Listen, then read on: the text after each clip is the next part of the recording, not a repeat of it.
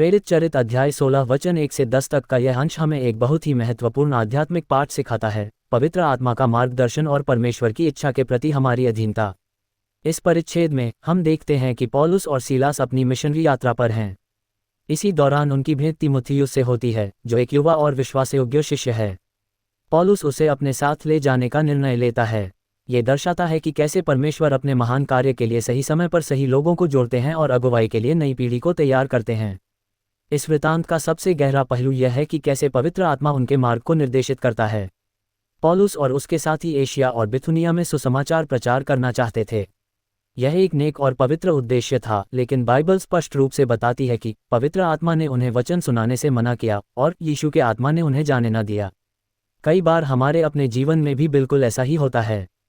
हम कुछ बहुत अच्छे काम करने की योजना बनाते हैं, लेकिन परिस्थितियां विपरीत हो जाती हैं या परमेश्वर के द्वार बंद प्रतीत होते हैं। यह अंश हमें सिखाता है कि बंद दरवाजे हमेशा हमारी विफलता या कमी का संकेत नहीं होते, बल्कि वे अक्सर परमेश्वर के दिव्य और सुरक्षित मार्गदर्शन का हिस्सा होते हैं। परमेश्वर का अभी नहीं या ना अक्सर उनके द्वारा निर्धारित एक बेहतर हाँ की ओर ले जाता है।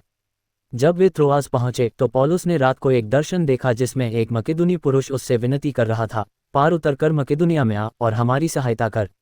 इस स्पष्ट बुलावे को पाकर पौलुस और उसके साथियों ने तुरंत अपनी योजना बदल दी। उन्होंने बिना किसी देरी या संदेह के ये समझ लिया कि परमेश्वर ने उन्हें वहां लोगों की सेवा करने के लिए बुलाया है। यह आज हमारे लिए एक बहुत बड़ा सबक है।